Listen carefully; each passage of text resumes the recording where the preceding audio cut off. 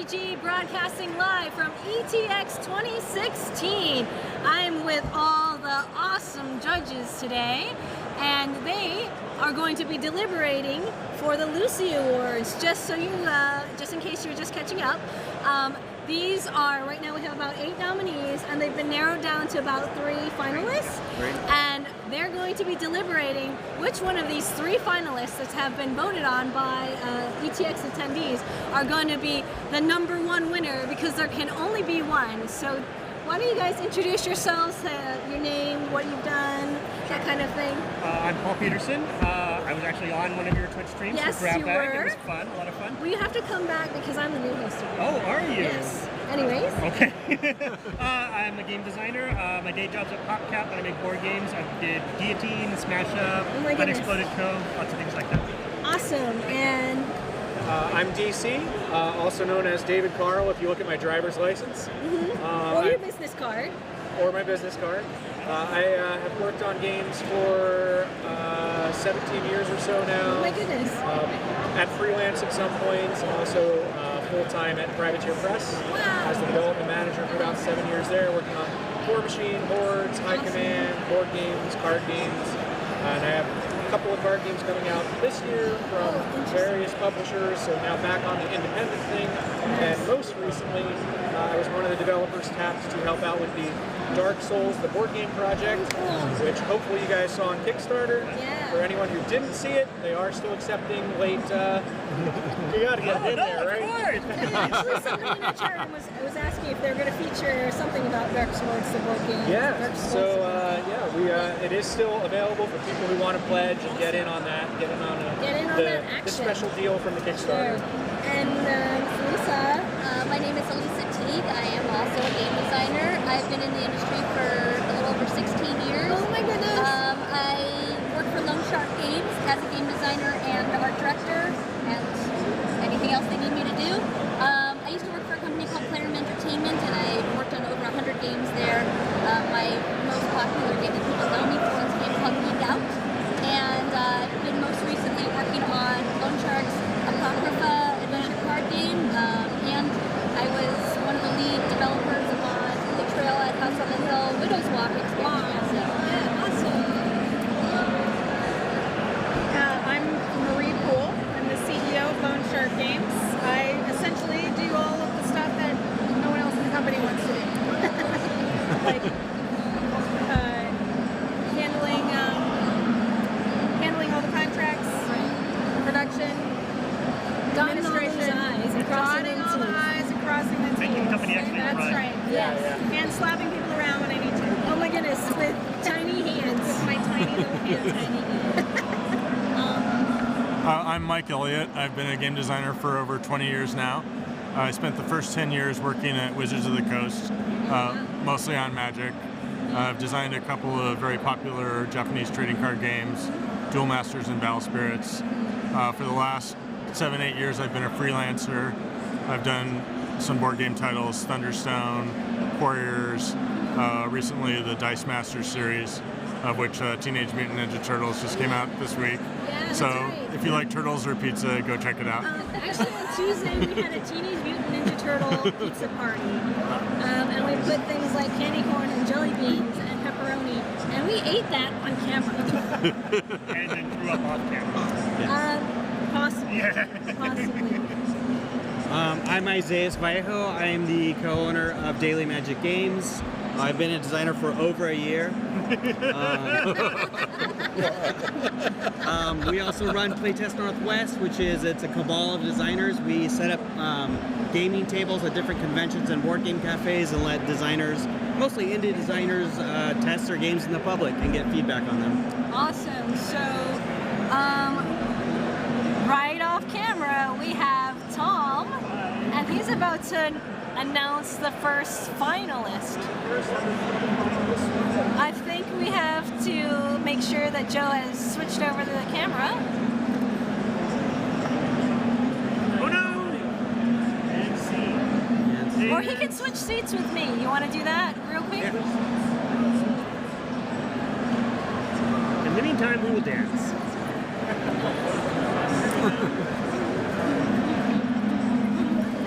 No,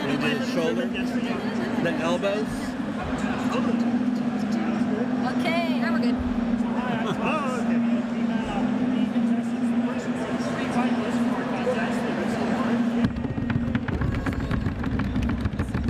Huh? Oh yes, absolutely. Okay. Brian.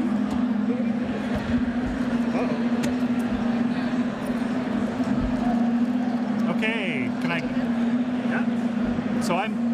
So we have 3 finalists for the contest. The first one I'd like you guys to deliberate on is Jeff Beck, who did Word Domination.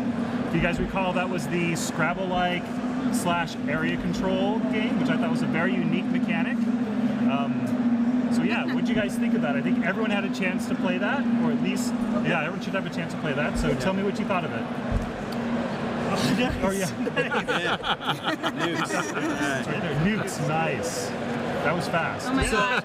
She's nuking the Nile. When we played this don't with mess the with Lisa designer, on every word time I would do You a and put down a word, headquarters, really? he would be like, whoa. So, yeah. You got some good words. I may have had some good. I love word games, so I'm always a little bit biased towards them.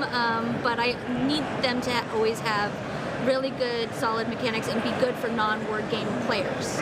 Right. So if you have a word game that only word game people like, then I don't think it's a very good game. Right. That was one of the things I was concerned about here. Is I noticed that there was a lot of analysis paralysis on a turn where you're looking for. There's so much emphasis here on making a long word and using up as many of the tiles as possible that it can take a long time to sort of seek out. And since you can play anywhere, you don't have to connect words. It's just you're just looking for the longest word you can make using whatever letters exist. Well, see, we played with a non-word game person, Sure. and I won't out him, but he sat down being very afraid, and he played a different game than I was playing. I was playing make the long snaky words and whatever, but he was actually focused on the rule where you cluster up your letters, and he was making 3-4 letter words every time, sometimes pluralizing them when he could, but he was really getting those clusters when I was not getting the bonus points for all of those areas. So I actually thought it was pretty well balanced in there. Yeah. Also, like these are kind of games that haven't completely gone through publisher development. Sure. It could be that there's some restrictions on the number of words you. But as it is, I thought, like, word games in general are a niche game for the board game community. But I think for a word game, this has some innovative elements that you haven't seen. It does. The special tiles where you get to perform an action when you use them, that was very cool. Yeah, I think that like hardcore gamers are not even hardcore word gamers are just going to be like overriding each other's letters every turn and Yeah. Well, that's jacking it up to 6, and nobody's going to end up with a good score at all. And I don't know that feels good. But like for a word game, this has got a lot of the things you want. You want to make long words. You feel smart when you make a long word. You feel tactical because of the way the board's set up when you make a long word. So there's a lot of good stuff there. Yeah, if anything, kind of the cutthroat nature of stealing the stuff kind of takes away from the oh, I'm clever and I made this huge long word. So that might be one of the things that potentially gets done up. But overall, I thought it had some really innovations and it's something like I just haven't seen. So Right, I was completely changing I would have a really great word, but I would change my direction completely just so I could steal something from Marie. Totally. Well, in my household, I kind of dominate the one-on-one strategy games, and my wife dominates the word games. So anytime you have a little bit of both, it's a good fit for us because you have those strengths and weaknesses kind of balancing each other out to both be able to have some real fun with it. I like the game as a word game. I was a little disappointed, and I like some of the letters have special mechanics. Each of the tiles, I don't know if the people have seen this yet. I know they did interviews earlier, but each of the tiles is like a world landmark or a piece of art or something like. So the Nile, UN headquarters here. And I wanted more from that. I saw that, I thought that was really interesting, and then we played the game and there wasn't a whole lot more that happened with that, and I wanted more from that. So I think part of me, I I really did enjoy playing the game. I felt smart, all the things that Mike said. But I saw this other neat element, and I would like to see it tie more into these special, that sort of the neat, these other elements of it. I'll agree. It was just a lack of theme for me. It felt really pasted on. It's an awesome, unique mechanic or sets of mechanics, but the theme is not. It's not really there. And he has it in the 4 black tiles where it's manipulating the board a little bit, but it does feel like it needs a little bit more. It needs a little bit more flesh. I feel like it needs a little more thought. I don't know how I would do it. I was sort of thinking about that, but fortunately I have the luxury of just saying, I think it needs more. And you fix it. If anything, what DC and Paul were saying about analysis paralysis, though, like when you add special powers onto the letters, that just makes it even more like, okay, now I have to think about not just the longest word, but can I incorporate? Can I use the Z? Can I use it? And I think if anything, like that's almost a layer I might strip off. I actually did think it was very easy. Like we actually played very quickly in about 10 minutes. And I will say, even though the point spread was pretty condensed, like the lowest score was I think 12. It was 13, and 15, 17 or something. It was like really something like that. But the lowest score was the person who did the small words. Even though they were trying to cluster, even though they were trying to change strategy, they still lost the game. But the spread was still pretty tight. It was tight, but they still which is good, because you don't want to have a feel where somebody doesn't have any chance at all. I still think, the long words right out the gate is what's going to dominate that game. It is. Like, and you make the small words, but if you had overwritten them with like, oh look, I can turn your mint into government, Yeah, and use 3 of your letters. I had the opening word. That's and not how you spell opening government. word I said was- 3 of your words. My corrected opening himself word was before. encounters. Right. And so that was my strategy, was to lay out everything so that even if people could overlay and take some of them away, I could then go and claim and I'll be honest, right away. The person who was playing the 4-letter words, like I was actually avoiding his letters because I didn't want to be a total vigilant, right? So. There is a political aspect where you want to pick on the people that have the most letters. I also agree with Paul that it was a bit too big for me in the beginning. I felt like if it started with a smaller grid, and then every round you add another row or column, because at the beginning you're just like, wow, that's a lot of stuff. You can make huge words, but if it's slowly scaled, that would be interesting. That's an interesting twist. I think there's a ton of potential with this one now. That said, I still had fun playing it. I mean, it was really fun. It made me feel smart. I do love board games too. I definitely wanted to play it again after we played. And so... Now I get it. that's always a good sign, right? Do I want to play it again right away? If there's a learning curve where after you're done you feel like, oh, if I'd played this differently I would have done better, that's a great sign in a new game. The other thing I really like about it growing a bit over the game is on the very last turn by the last player, she was really limited on options because everything was up to in the stolen zone.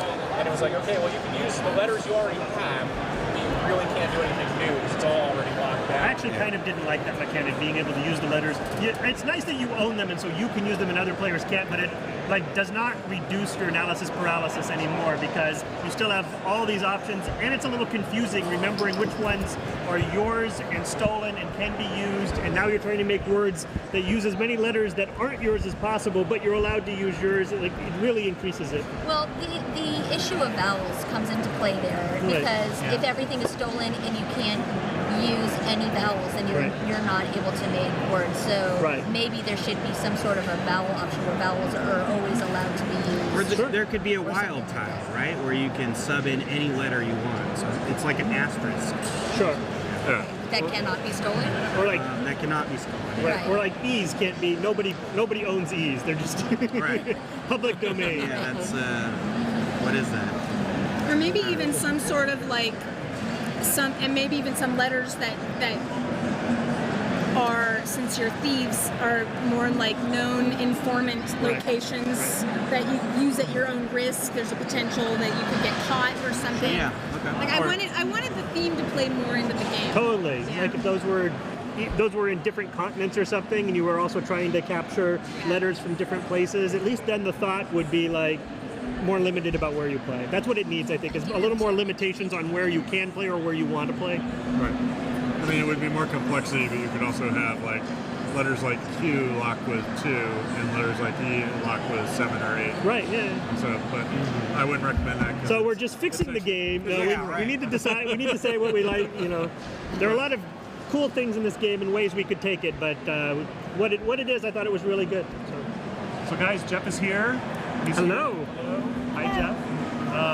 So Jeff is the designer for Word Domination, and he's come out here from Salt Lake City to come and compete in the LUCI contest.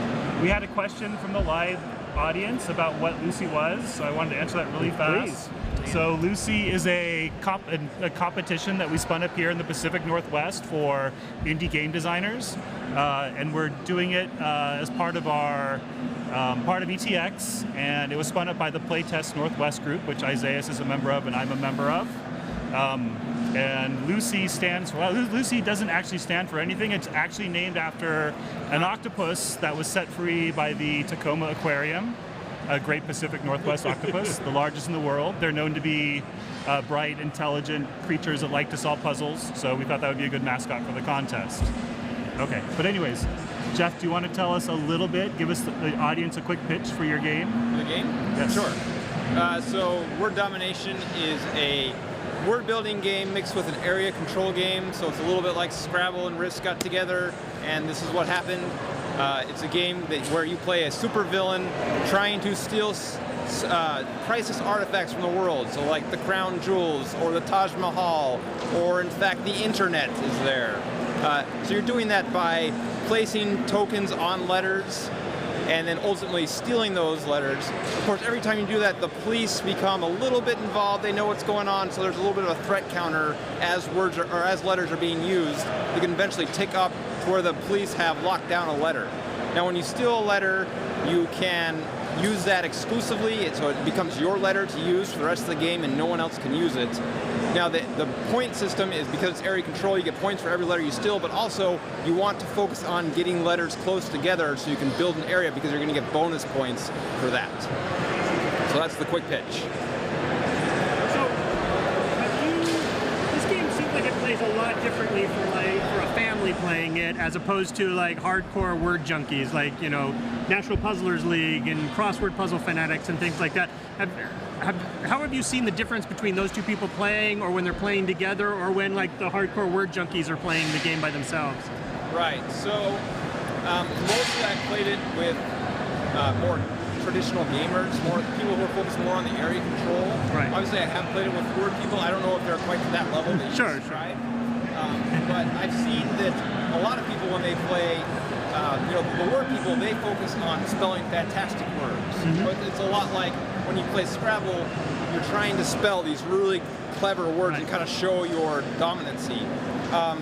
So in this game, you can win by spelling fantastic words, but it's a strategy game, and you're trying to control area of the board. And so I think if people go there thinking, I'm going to show off my fantastic vocabulary, they can do that, and in fact the game's set up where you can, because you can spell a 15-letter word and really show your stuff, but you're not necessarily going to win. And so I think there's an interesting dynamic there. If you had to pick just one thing about the game where you were like, this is cool, this is what I want the world to see, what would that one piece of it be?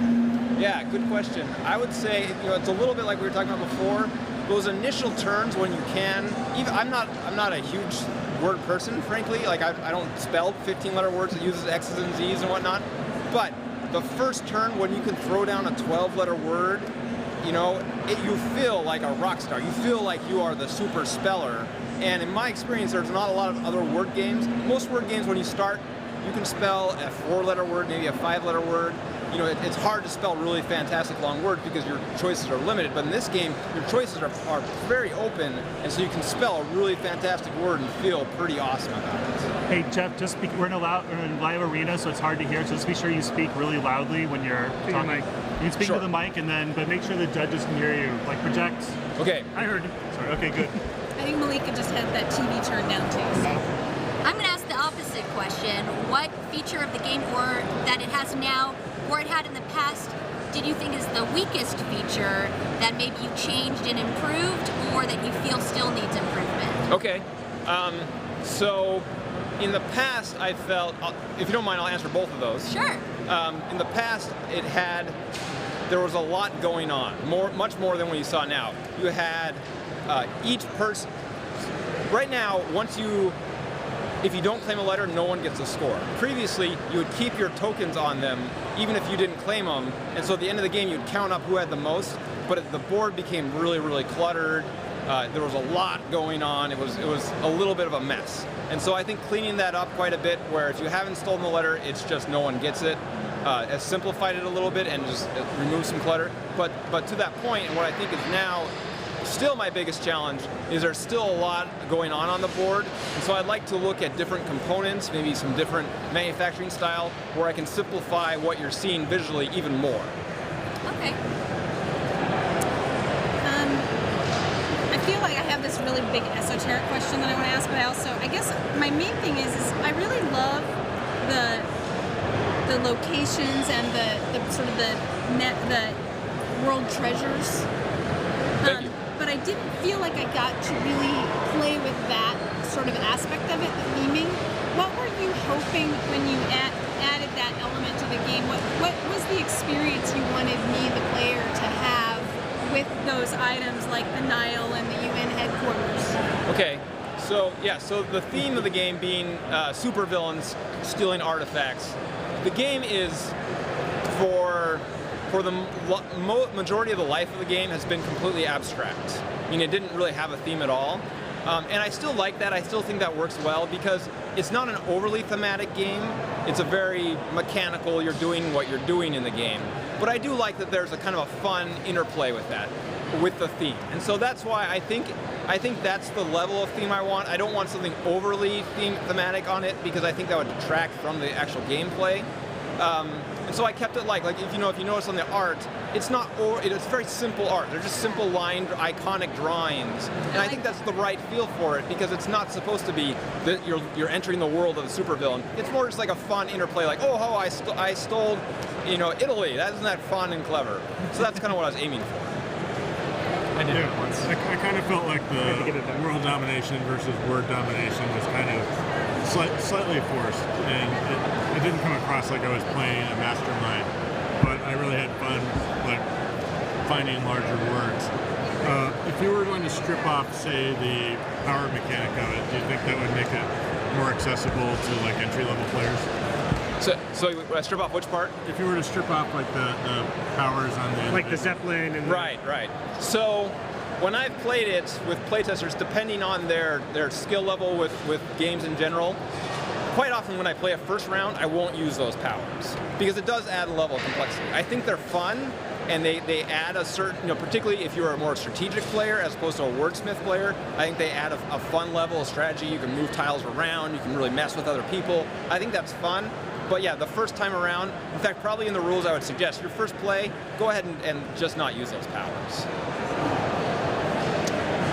I'll ask a very similar question. I'm concerned that the game is, it's a very niche audience, right? You have the world domination, the word domination, and they're almost two very separate type of games or what attract different gamers. Is there anything that you think you could do to kind of coalesce that a little bit better so that it appeals to a more broader audience?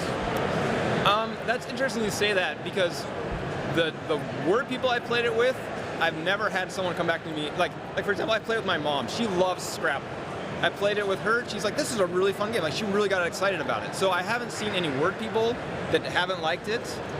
When I played it with more strategic players, up front, they're like, oh, I don't play word games. That's not my thing, right? But then we play a round or two, and actually they get really excited about it too because they can see the strategic element in it, and they start thinking, oh, this is a game I could play with my wife or my grandma, or they start thinking about people that maybe they don't like playing with normally because they like word games, but they're like, hey, this is a game that we both could get excited about. So in my opinion, I think it's a game that's really bringing people together that instead of necessarily being a small niche. Okay. Good answer. All right. Thank you. Thank you. Okay. All right. Next. Thanks a lot. Thanks a lot, Jeff. Thank you so much. All right, Thomas. Okay, so the next contestant or finalist that we want to talk about is Dice of Crowns, Brenda Roulette, which you all have a chance to play. Yep. So give us some thoughts, some opinions, ruminate on this particular title. I know Mike has a lot to say. He's got a crown, but the game fits in a tin, Can I have the crown? which is pretty cool. To go with your And little then- tiny hands. This game has been very popular with folks wandering in and just wanting to play games. It's been a very quick, easy very one to pick up. tactile. Yeah. Yes, it's very tactile. And it's got a really low entry barrier. Like these types of kind of hub dice rolling games that are Yahtzee style You could totally play it drunk. are very easy. But to me, it's like there've been several of these in the past few years, like King of Tokyo and Pandemic Dice, like Zombie Dice. Zombie Dice, Cthulhu Dice. There've been a lot of these kind of roll and reroll dice games, and it was just kind of. What's that one that starts with a Q? Oh yeah. It wasn't very good. No, we'll move on. We'll move on. Yeah. Well, okay. Thanks, Paul. No problem. But to me, it was kind of hard for me to look at and feel like that it was adding anything to the genre. Right, we played it together, and you identified immediately that there's a very clear, like, degenerate strategy in some sense about who you pass the dice to as you played. They did a demo of it here, so I think like that you pass them to the right, so that more and more people are screwed by the dice being out of the pool and things like that. I definitely saw a lot of that in this. Right, and I think what you're seeing, like as Thomas was saying, a lot of the people on the show seem to like it. Sure. I think there's a lot of games where it's like the first time you play it, it's like, oh, this is fun, easy, real quick. But like when you play them 2 or 3 more times, it's like, oh, like I'm not sure what level of game is here. So it was, Right. And it seemed like there were things like the fact that you pass another dice, so people get varying numbers of dice during the turn. Right. Just really turned me off right away. No, totally. I mean, That part. Oh, go ahead. I think too that dice games are a certain weight of game that it's kind of easy for us to kind of judge by a different standard. Like if we're trying to judge this by the standards of a deep strategic board game, it's definitely going to come up short. But if we're judging it by the standards of, and I think he even said, going to try and get some of the components to be waterproof so you can spill your beer on them. Right. Yeah. You know, like it's roll some dice at the bar while you're waiting for your food type of game. I think that it accomplishes that, and I think having the mechanics where you do pass dice around a little bit so that you're not just sitting there waiting, because something like a zombie dice, when the other people are going, all you're doing is just watching. Yeah. With this, you're at least rolling a die now and then, staying a little bit involved. So I Right, that's actually what thought I was going to say, actually. That I liked the fact that at least during a player's turn, you had to pay attention and you don't check out, right? Because sometimes with these dice rolling games, especially when you can re-roll an infinite amount of times, I mean, the turns can take forever, and then they're trying to decide, oh, what should I do? This time, at least you're involved, but with any, I mean, dice games are luck-based, like 100% luck-based games, right? There's not a whole lot of strategy, and you don't really have a lot of decision-making. It's kind of like an activity. Once you learn how to play this game, you know where you have to hand everything in order to win, right? So Yeah, to me, like the pass mechanic actually seemed really forced. It's like when you roll a scroll, if you haven't played the game, when you roll a scroll, you pass the die, and the other person rolls the dice. And on 5 of the 6 results, it goes back to you, and it's the exact same as if you rolled the dice. And on the 6th result, it's actually bad for you. Gives them a dice, and everyone else loses a dice until that person's turn. So to me, it's like, yes, if there was more interaction by passing the dice, but since 87% of the time it's the same as if I rolled it, that just didn't feel interactive enough. I do agree with that part. I asked the designer, at what point do you want to stop rolling? Because in the instructions it says you can stop rolling at any time, and there was actually no benefit at all to stopping rolling. The only thing you can do is just roll to completion. Right. Because there is no benefit. And there's corner cases where like I could pass the dice out and they're locked, and one person could take a turn and not even have 3 dice to roll. It's like there were just enough minor kludges Like, And then- again, these are all preliminary games, so I don't need to go completely silent. Right. There are fixes to that. Like like I suggested that instead of keeping the die, you just get a token that represents the die, and you give it, so everybody has dice at the beginning. But that's a fix to a game. We need to talk about this game, right? So there's a lot of potential and I love. Like, when you describe this game, I love everything that you describe about it. Oh, we roll some dice, and I pass some dice to my friends, and they roll the dice, and that helps determine, and then I get a token, and then I pass the dice, and he goes, and I take a drink, because we're in a bar doing it. Like, all of those things. This fills that niche of liar's dice and acey-doocy that you could just be with a cup and some dice at a bar having a good time. I like that a lot. I totally agree with you. I think for what it is, it's really solid. It's good. I agree that there's some design things that need to be fixed, and both of you made really valid points and valid fixes for those things when we were playing. But for what it is, I think it's a really solid start for that game. And I think the designer was really thinking commercially about the game, right? He was thinking, what kind of game is going to sell? And I think of all of the games that we saw during this con, this was the one that was very well thought out in that way, where they have great art, they have great components, it's got good table appeal. Yeah. It's going to fill a wide audience. So If you put this on Kickstarter tomorrow, it would fund. Exactly. Yeah, totally. I felt like I wanted a little more opportunity, but I had a good time. I only played 2-player though, and it did make me wonder, like, if it says it goes up to 6 players, if it would get really bogged down. But I enjoy, all the things that Paul said, rolling the dice, and of course getting the crown, because I am a princess. I actually liked the scroll mechanic, the idea of passing, but I wanted more from it. Like you said, it did feel a little forced, but I feel like it needs a little more work. But it's a party game, and just like any party game, it really matters who you're playing it with, right? Yes. There we go. I would like the dice to be a little smaller because my hands are so small. It's very hard to roll. You're doing a great job. You're doing a great job. Look at all these crowds. Yeah, and as I said, because it's a dice game, like the entry level bar is very low. Yeah. So like probably my standard for what makes a good dice game is probably a lot higher than the general person. So you might not necessarily. And we've seen so many good hobby dice games. That's why there's 6 of us here. Right, and you've seen so many, good hobby dice games like King of Tokyo, and these games are just so solid that the bar when you move to not sitting around just drinking game gets higher. But for where it's situated. I think there's still room in the marketplace though for your casual dice and cup sort of games like Zombie Dice versus your $50 King of New York with a million components. Yeah. You're talking about more of a board game with the heart of a dice game. Yeah, absolutely. Versus a dice game. Well, and I think too with this game, like, there's an infinite number of possibilities. Like, you put it on Kickstarter, it funds, and then you could be adding rules. You could get a fan base of, forum where you can play so many different variations. It's all about, like, we have a game we love to play, and it really matters who you're playing with. And it's a super simple game, and it's a game that plays in a bar. And this is, I see this filling that exact niche. I like I do like the favor tokens, the fate tokens. I like that idea, and getting a little bit of control. I feel like I did want a little more control besides the luck. I felt myself wanting that, but beyond that, it was fun. I enjoyed it. So And the crown is so cool. the crowd is cool. So Brander's here. He's joined us live. So Brander, can you give the audience that's listening in a quick recap, like a quick bit about your game? Yes, thank you.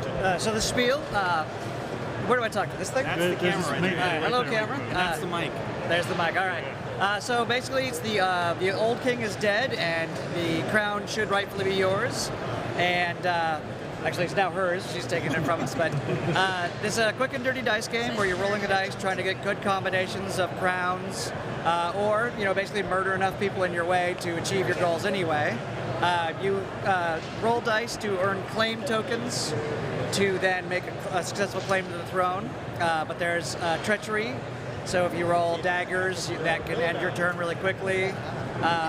The crown cannot be sustained by just murder and claims alone. So then you have what's called diplomacy and intrigue. And so there's these scroll dice, which you then physically hand to your opponents, which can give them certain benefits, or it can come back to you, with either a dead messenger or an unanswered letter or something like that.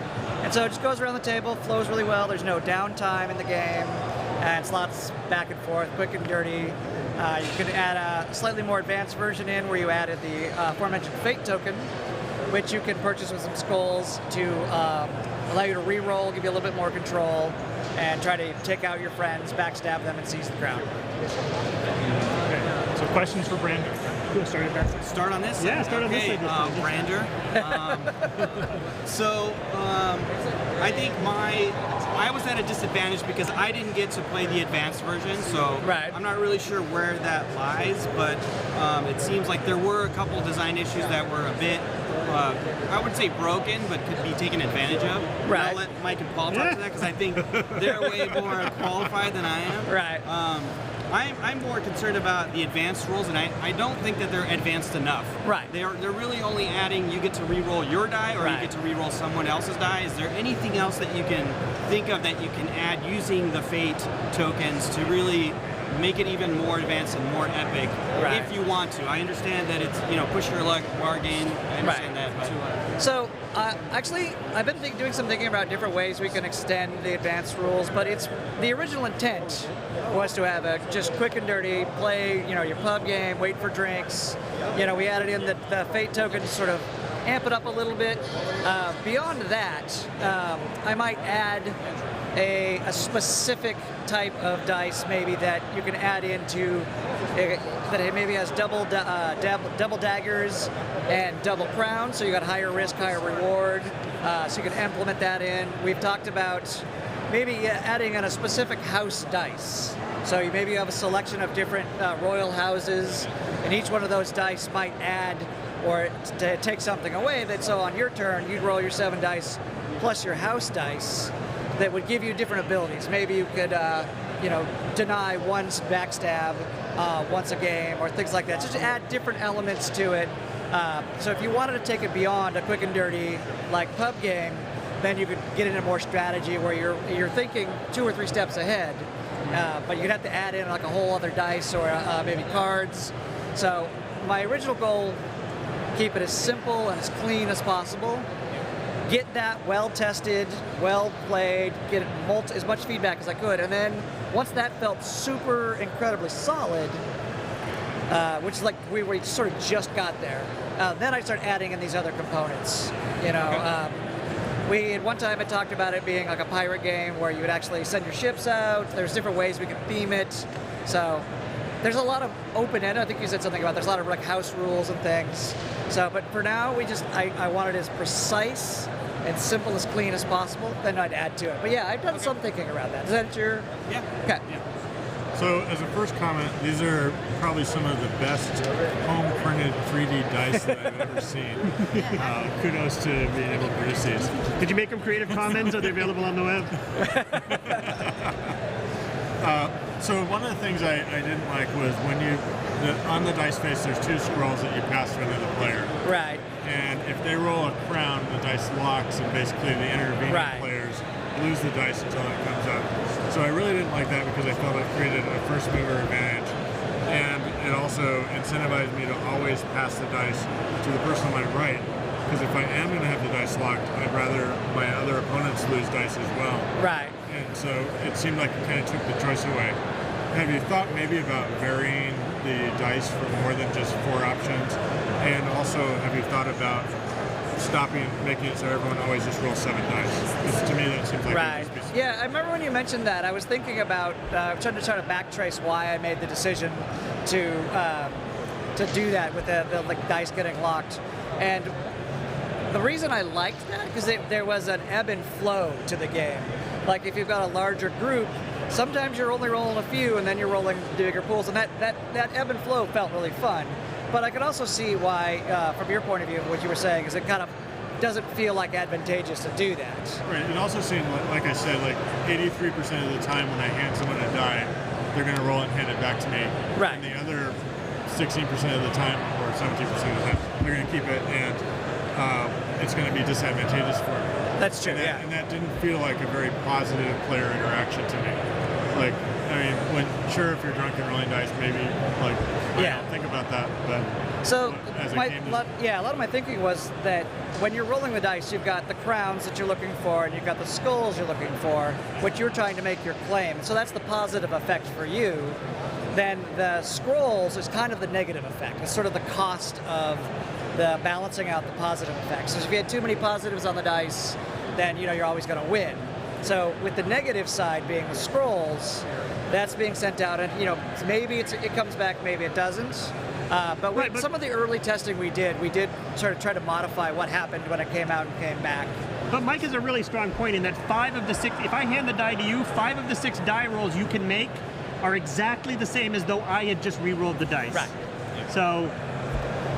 Yeah, it's like I said, we've gotten to the point now where it feels really solid, but there are still a few little tweaks. It's definitely going to think about it, because I was really focused on the ebb and flow and making sure that it played well, but we have gone back and forth on a number of different variations on what happens when that dice goes out.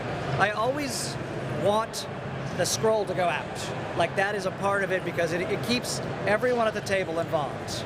So I can tweak, depending on how I feel about it, or how the groups, what happens when it gets out there. I want to keep the dice, all the faces the same, which restricts me to a certain set number of possibilities. But what the rules, what's that? Is that a production decision or a mechanics decision? A design decision. It's a design decision. Mostly because it simplifies the math. When you're thinking of what are the possible outcomes, and you want to make sure that it's a balanced, I've kept it to that. I could explore different balances. Zombie dice didn't changes the number of faces with the number of colors, so they went with an unbalanced approach. But with zombie dice, you're reaching and you're pulling out a certain number, and that's the variability. With my game, I wanted the same set of dice, just one small set. I love that it's portable, and so I kept to that, because zombie dice is a much bigger packaging. But again, to answer your concerns, when it goes out, I can, we can look at different ways, how it could come back, what are the benefits. Because, yeah, you're right. There's a negative, there's very few positive effects of it going out and coming back. I'm going to ask you 2 questions. My first question is, what is the name of the color of your mohawk? Because it's so awesome. Infrared. Infrared. Infrared. Okay, it's going to be in my hair next time. Yeah. Okay. Manic Panic Infrared. Manic Panic Infrared. Yep. No, here, you need the crown. There you go. You're still a pretty princess to us. Very pretty princess. Actually, it looks really good. Okay. My question is, I guess I'm listening. So I played 2-player, right? Which was really, I think, probably a really different experience. Yes. And I can see what these guys are saying about how it really does become pretty aggressive. And I guess my question to you would be, so you've already said it's like the kind of game you imagine that's happening in a bar, you're hanging out. What is the experience you really want people to have with the game? And what were you really going for? Because in the scenario Mike's describing, it's like it's just nothing but aggression all around, right. Is what I'm getting. And when we played, it was fun, but after a point, it was kind of like, yeah, I'm trying to kick your butt, you're trying to kick my butt, right. And, I'm trying to be king. So the original design sort of came from a road trip that my wife and I were on, and we were discussing one of the popular TV shows that is out there right now, that there's a lot of body counts and everybody trying to claim the throne. So I kind of thought of that idea of just the constant backstabbing and the ebbing and flow, like, that's my crown, no, that's my crown, and that was the original idea, was just to everyone wants it, everyone's after it, and they're willing to do whatever it takes to get it. Either they think it's theirs because it belongs to them, or they think it's theirs because they're just going to kill everyone in their way to get it. And so that's sort of the idea I put into the dice game. And then sort of added the medieval theme to encompass all of the different aspects of it, including the scrolls, and the theme just sort of kind of flowed from there. But yeah, it is an aggressive game. It's not a co-op game. It's not not a, hey, everybody do butterflies, but based on what the original idea was, is like, that crown is mine, and I'm going to get that crown, and I'm willing to do whatever it takes to get there. My question is going to be a follow-up question to the question I asked when we played. Okay. Which is, when I asked, what is the advantage to stop rolling before the end of your turn, before you're forced to? And you had said there really isn't an advantage to doing that. And I would like to know, like, what you think you could change about the game to give somebody the choice to stop and let them have an advantage, because I feel like that will give the player a sense of more decision making than just being forced to accept whatever the dice rolls. Then you get a risk and reward. Yes. So there is actually a situation where it benefits you to stop rolling before. When you're playing the advanced version, 3 skulls will get you a fate token. And sometimes when you've got a really aggressive group and they're all, sort of all tied up, sometimes it makes sense to stop going for the crown and start sort of get a couple of fate tokens, so that when they make you re-roll, you've got to re-roll on tap. So sometimes you might opt to not aggressively go for the crown while building up a couple of fate tokens in your back pocket.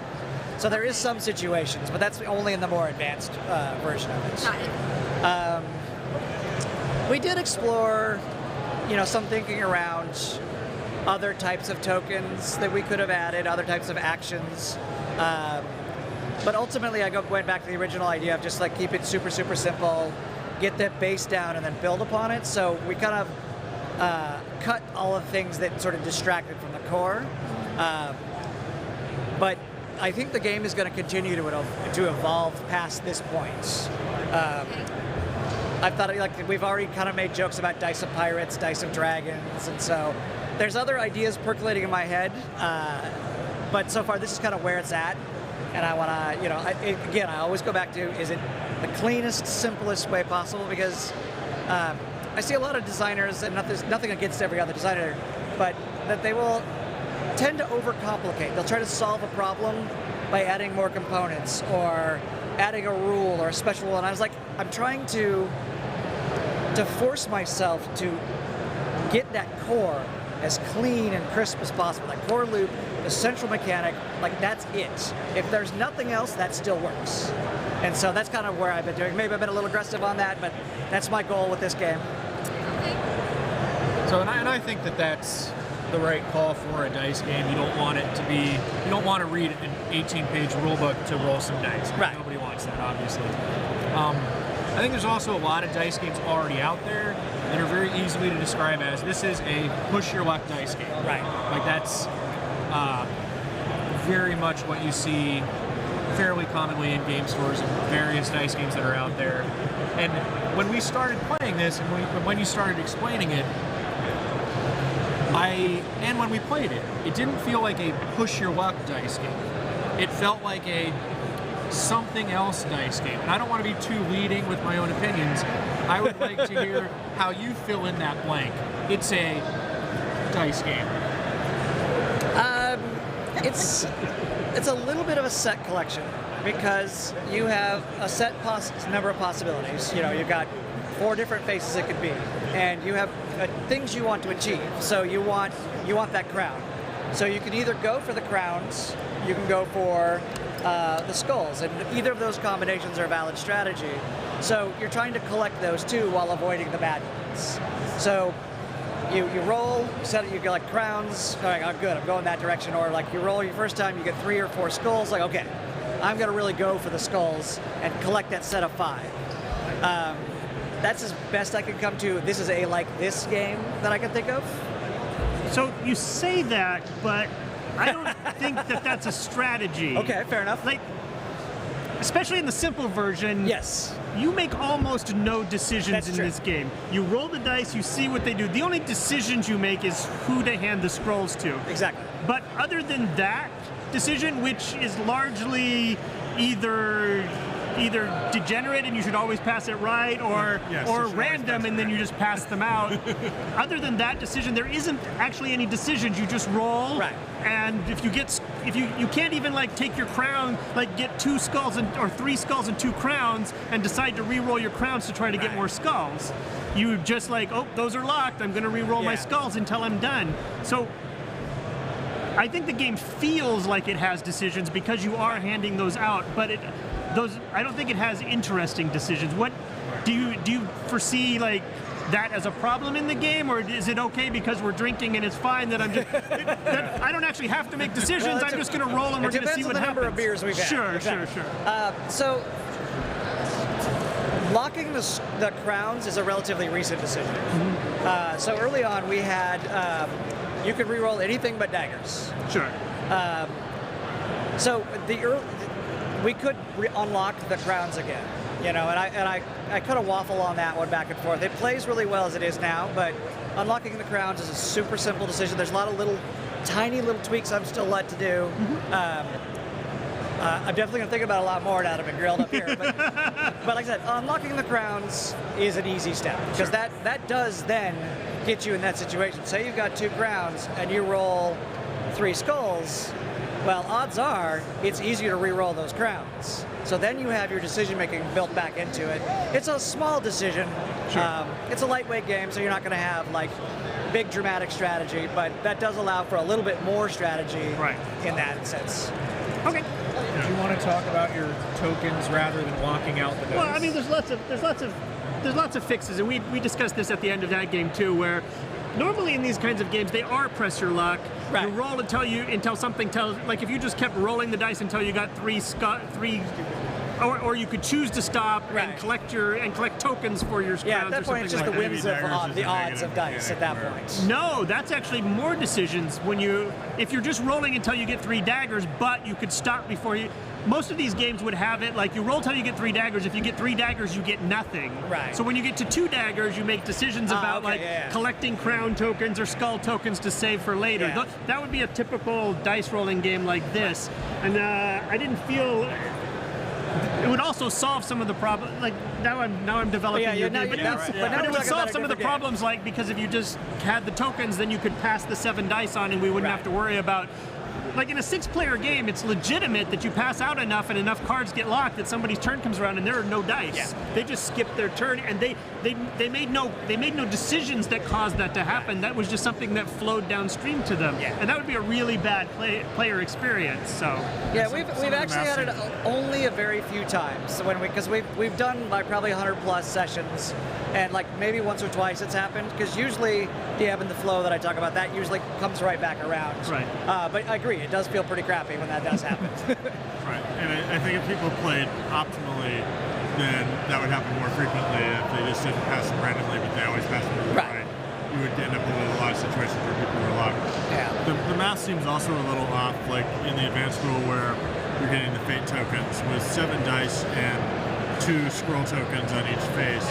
You have almost like a 1 in 3 chance of just getting a fate token on your initial roll, which seems kind of high for like Skulls give you the fate token. Yeah, I was wondering about these.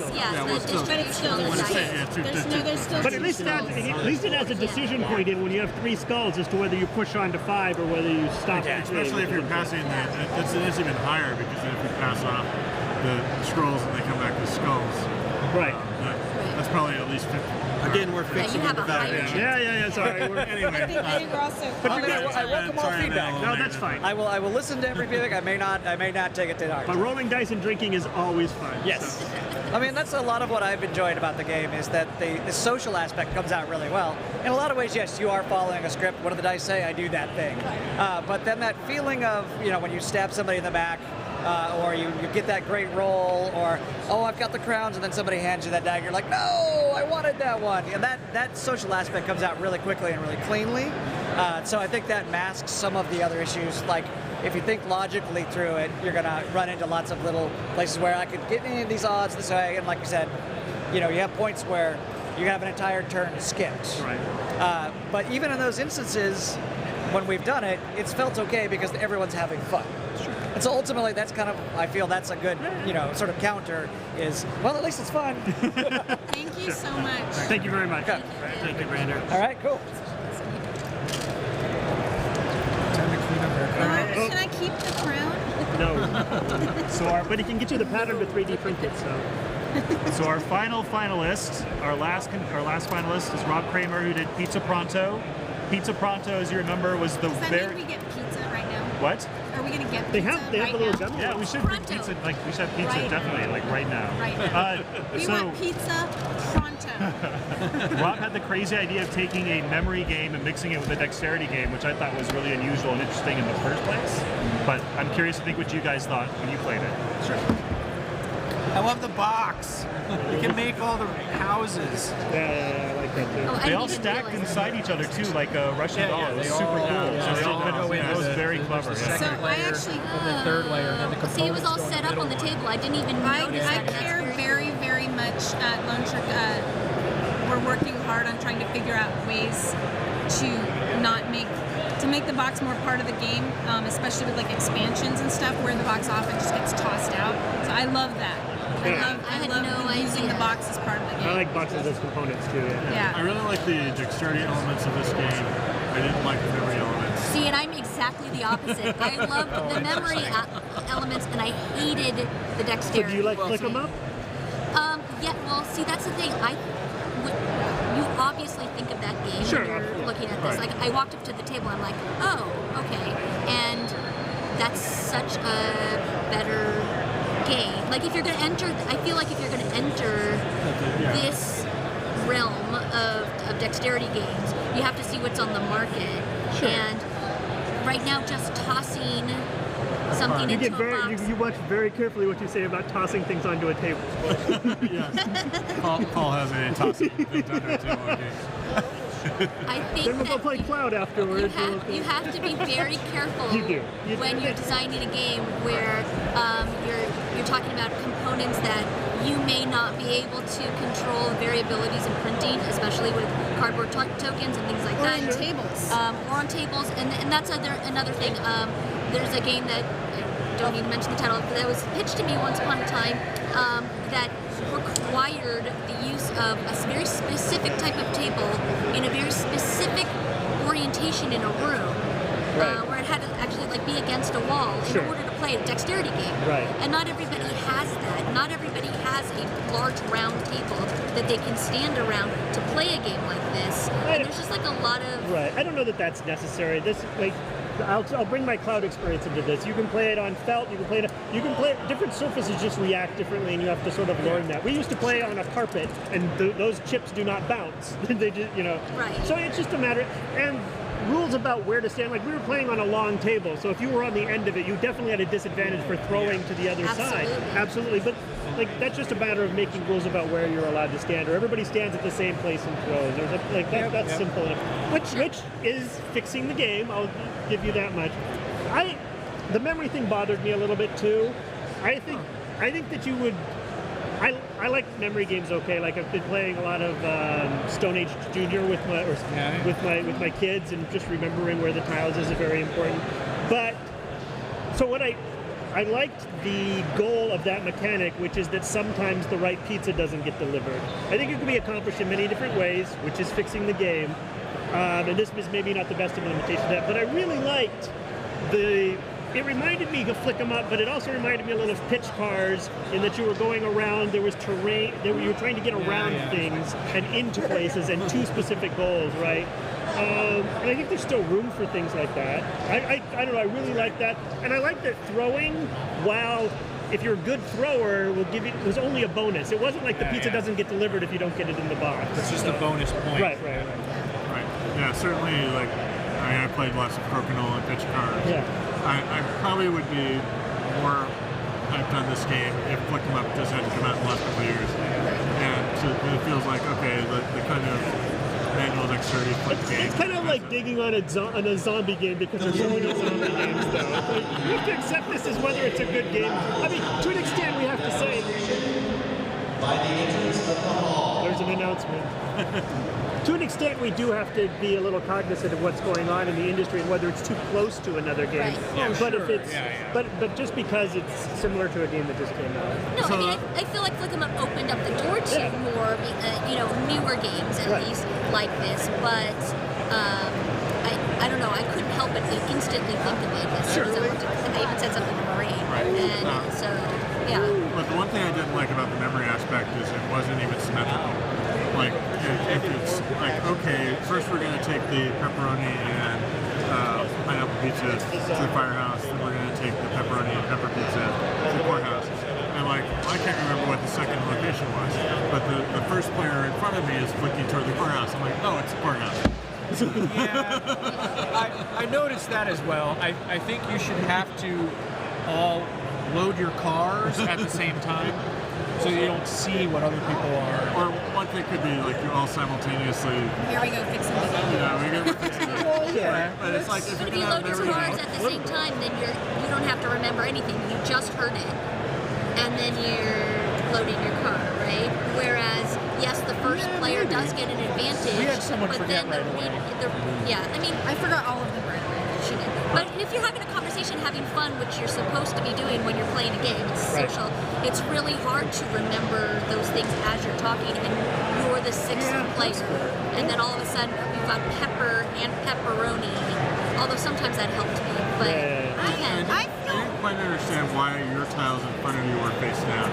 Well, there's the mechanic of Because you're trying to remember. if somebody hits your car, they get to take one of yours, which is like a one in small chance. Well, I had if mine they flipped hit up you, 3 times. of pulling out the thing that you needed. she did pull And out I the actually- thing that I one of the pulled other out someone players else's. needed. And he was a little kid who was sad. Yeah. So see, So that makes it a good game right there.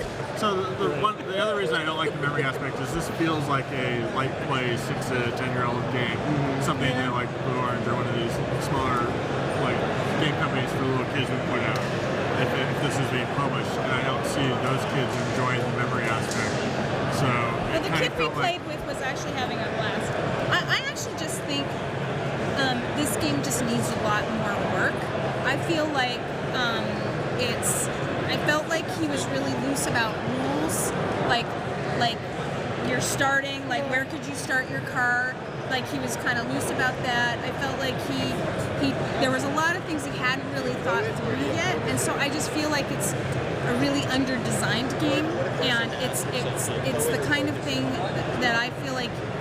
I know that to a certain extent, a designer brings a game to a publisher and there might be some additional development, but I really felt like this game is just still really, really not quite ready. I liked the idea, even though my memory is horrible and I lost the game horribly, and I forgot every single thing right away. I like the idea of a memory and dexterity game. There's a lot of research right now and brain research about how movement and memory are really related, and I think it's an important thing to add to the market. I just don't think this game is nearly as ready as the other games that we played. I think over the 8 games, we saw a pretty broad spectrum of how far along the game was today. Yeah. And I don't think that means that a particular game was under-designed or something, just that it's at a different point in the process. I think it was clear talking to the creator of this game that he was earlier on in the process than a lot of the other guys, and still willing to be very receptive to feedback. Very receptive. The stuff that we chatted about with him, he was like, yeah, I definitely need to test that, it sounds great. And I don't know exactly what our criteria are on the LUCI Awards, but I think we have to kind of take the game as it is and decide which one we like best. Yeah, I mean, yeah. you can't decide based on potential because any of these have the potential to be. Right. And I'm But certainly these not, aren't, I'm these not aren't even published indie games. And I'm These not- are in progress indie games. And I'm not considering anything. I'm not considering production. I'm not considering any of those things. I'm considering, have they thought through the player experience? Do they have a good grasp of their own game and their own rules and what they want, where they want it to go? And I just felt like there's still a lot more thought process. I still think this is awesome and has a lot of potential. I just don't think that I think there's a lot more. I want to see the designer put more thought process into it, because I want to see where the designer really wants it to go, as opposed to me trying to come up with my ideas about where it should go. Right. And I had had some concerns about the fact that like some players may not have a shot at the firehouse right away because of the way the table is laid out. So there could be asymmetrical positions. But like for some of the games, it was like I looked at them and it's like, okay, I don't think there's enough of the game here, so I'm gonna go on to the next one. For this one, I'm like, okay, there's a kernel, but I think it would be better if it had this, and this. So this was kind of out of the ones that we looked at. This was one where it sort of sent me into developer designer mode the quickest. Yeah. It's like, okay, I would fix this, and this. There's something really cool there. That's a positive sign, but it's also a bad sign when I had that many things.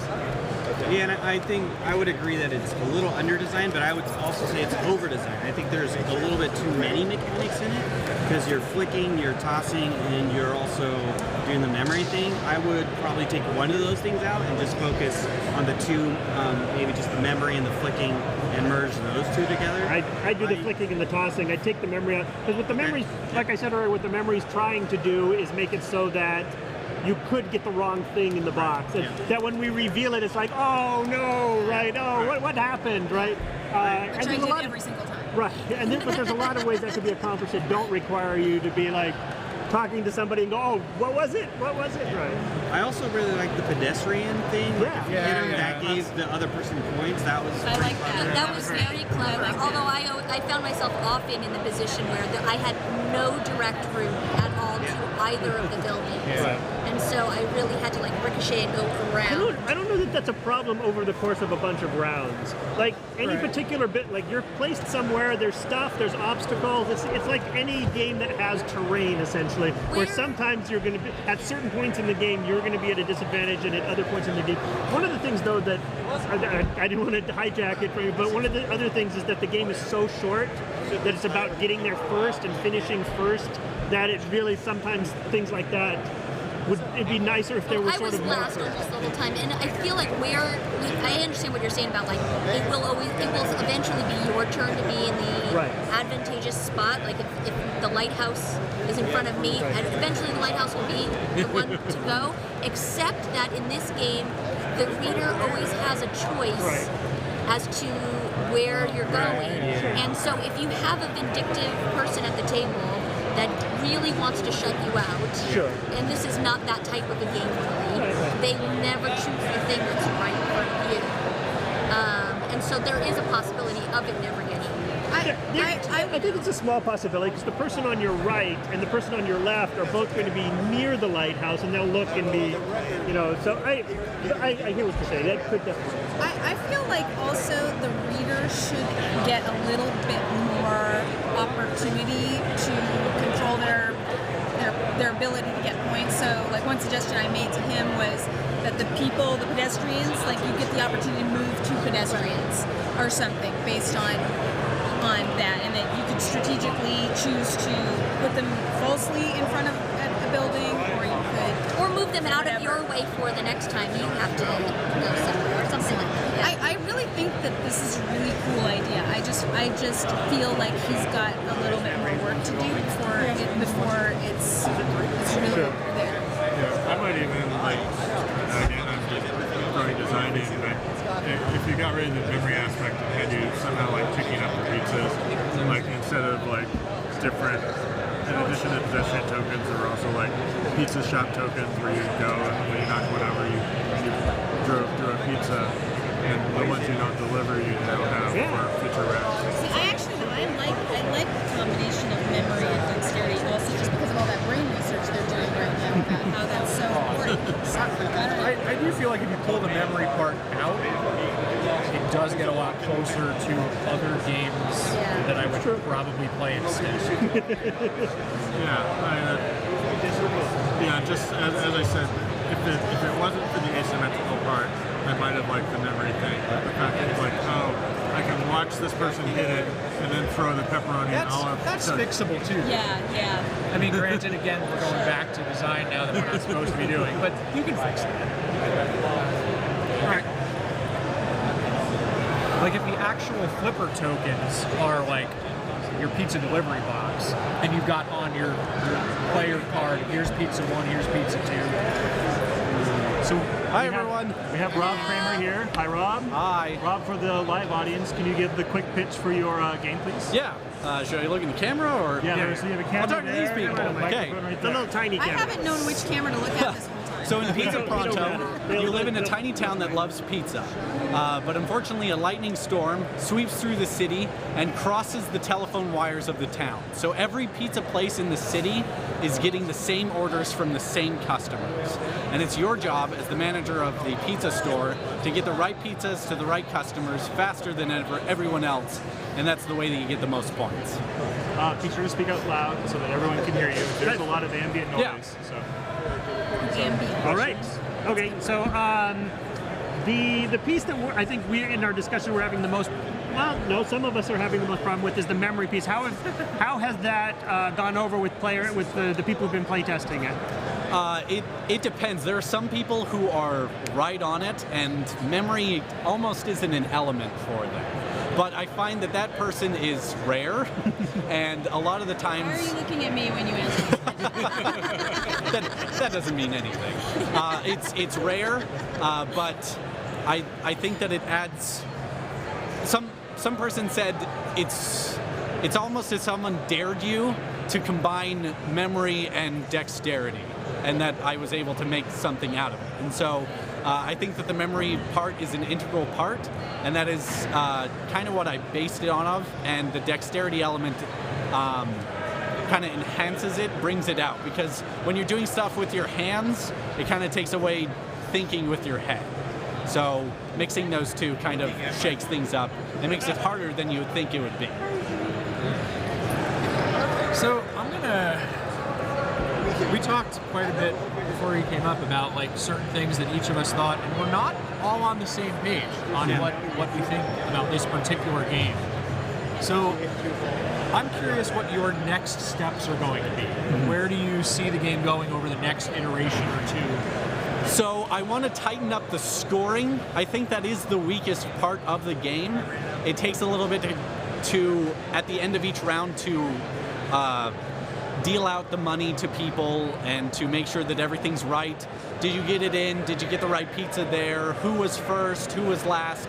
That kind of stuff. So if I could tighten up scoring to be something easy, quick, and make it so that it could pass on to the next player to get playing again, that's the next part, and I hope that I can get there quickly. What research did you do while developing this game as to what is currently on the market and what the marketplace needs, and how do you feel this game fits in with the current dexterity game? Right. So with the dexterity market, there have been kind of resurgence with Flick 'em Up and stuff like that, but that is a lot of setup, and there is a lot of different elements that go into it. So this is more a family level dexterity game that can be played with a lot of different groups. But I think the memory element really sets it apart. So Alibaba, I believe that's the one that just came out. That's a purely memory game, but there are a few that mix the two, and I think that there's a place in the market for a really small game that can nest together, that has dexterity elements and can be taken a lot of different places.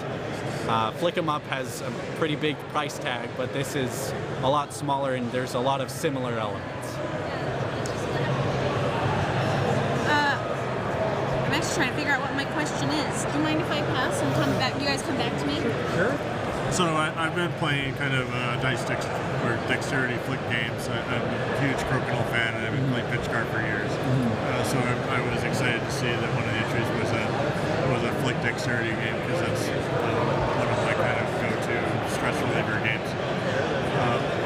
But one of the things, the memory aspect for me was a little bit of a turnoff.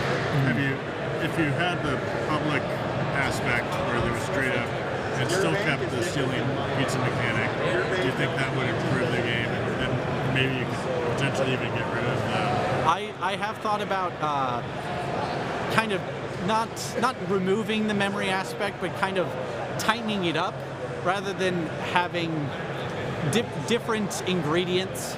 because obviously pepperoni, peppers, and pineapple all sound similar. I don't know. I thought That was kind of a deliberate choice, but adding more ingredients, kind of making it a little bit more organic than a forced memory aspect.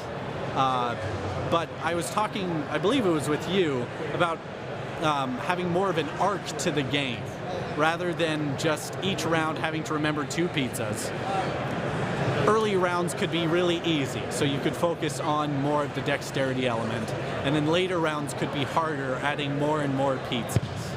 And so that's a way to kind of give it an arc, kind of give it a story. There's more and more calls coming in, but I do think that there is some room for improvement in the memory aspect, for sure. Did you notice in testing that there was any asymmetrical memory issues?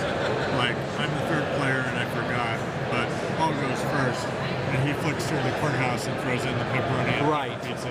So it's like, okay, I'm going to flick through the courthouse and throw. Exactly, and so I've tried to figure out ways to kind of conceal that information, at least which pizzas you throw. So usually you throw them face down. If they land face up, you flip them down immediately. So whatever information you were given, it's only a glimpse and it's not there forever. But originally the game was real time. So you didn't really have much time to think about where people were going or what was happening. But that's a lot harder to kind of police, to make sure that everyone's kind of doing everything right. And so I think that the turn order aspect kind of cleared things up a lot more. Are you ready? I feel like there's really 3 different mechanics in this one, and this is what I think what we were all but discussing, having a civilized conversation about. You know, you have the flicking, you have the tossing, and you have the memory aspect. For you, if you had to take out one of those 3 elements, which one would it be and why? I think it would be the tossing, because there is some weird positioning that goes along with it, where you have to kind of step away from the table, and depending on the table and depending on the location, some of them are easier or harder to toss into. So I think the tossing could be the easiest one to take out, but it is pretty satisfying when you make a across the table toss into a box that's about this big. That does feel good. It has kind of an NBA 3-pointer feel to it, but I do think that there is something else out there that could replace it and kind of tie those together. And you could still... You drop it if it lands face up. So like Flower Fall or something like that. Or instead of boxes, you can also have like buildings with doors in them, right? Right. If you can make it into the door, then you get a box. That was one of my brother's ideas as well. Kind of the flick 'em up kind of stallion things where they're little gates that you can flick into, and that's where you would go. So there's definitely been a lot of shifting. Well, I first want to commend you on the. I don't know what your motivation was, but I love the idea of the box as part of the game. That's something I've been thinking a lot about, and like being responsible in how we produce games, and having at least having the box matter and be a part of it, especially on expansions where you often just put it into the main box and throw the box away. Right. So I like that. Thank you. I guess my question is really sort of what was your motivation? The reason I'm asking is because this is something that's been fascinating me. I've actually had people in geriatric research contact my company, or our company, and ask about, there's a lot happening right now in memory and dexterity type connections for maintaining brain health in seniors, and so I'm curious about like what motivated you to do this. Okay. So my origin story is a little bit less noble. I listened to a podcast called Flip the Table, where they play cheesy, weird, and obscure board games from the past. How is it that you're not on that show? It's fine. And the episode that really stood out to me is that they play a game called the McDonald's game, based on the fast food franchise. And it was actually fantastic. They loved it. They run a McDonald's game tournament at the conventions that they go to, and they buy a winner a meal at McDonald's. It's this small game where someone reads an order, and you have to assemble that order and deliver it. I felt that having dexterity go along with it just kind of came out of my love for real space and the interaction between pieces. So if there is a grid in a game, I like to know that having a piece here and a piece here is harder to get to than a piece here and here. So the real space element of a game is very important to me, and so I like having different boxes in different places, and that's something that can be shifted around, and long shots are obviously harder to make than shorter shots because that is just how space works. And so I really like having that along with memory, which I don't get to use that much anymore. I don't memorize phone numbers anymore. Yeah. Once I put a email address into my computer, it's there. So memorizing stuff is almost a novelty now. Yeah. And so that's something that I was happy to put into a game. Thank you. Thank you very much. Thank you so much, guys. Thomas! Thanks for playing. Starting to get blurry-eyed with that light. All right. This is going to be hard. Well. Now I feel even colder. Why? Because you're wearing a coat. Cold in here. Yeah, it's raining outside. Anyways, that was intense. You put 3 designers in the hot seat. Thanks a lot, guys. That's what we do. And you're going to deliberate like crazy. Yep. That's going to go off camera because that's going to be a really tough decision. I heard already just choosing which nominee to finalize was really tough, right? And you guys were deliberating. So we're going to be back in a little bit to announce the final winners. Yeah. The winner. The LUCI. Final liner. The winner. 2 whiners, 1 winner. Oh yeah, 2 winners and a winner. There can only be one, guys, and it's going to be on Hyper RPG just a little bit later today, right? Okay. I don't even know which one I'm like waiting at. We'll wave it all up.